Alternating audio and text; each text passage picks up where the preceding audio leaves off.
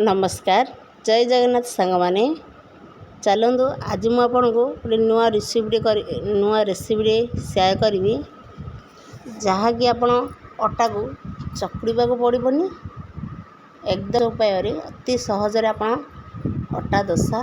बन पारे अटा रोल कहले भी हम अटा दोसा कहले भी हम बहुत बढ़िया टेस्टी कहल भी हाथ को नरम भी लगे खाइब बहुत टेस्टी लगे जो पिठा देहरे जो मु पूरटा ऐड कर सिजा आलू को सिझे देती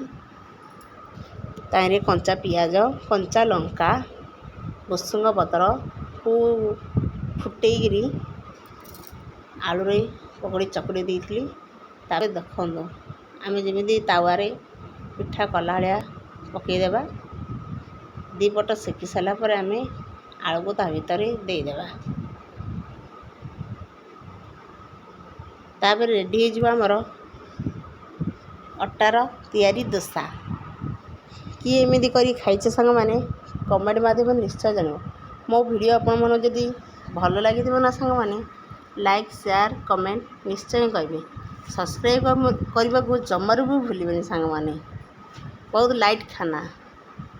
मैंने अति कम समय बनी जाई परिबो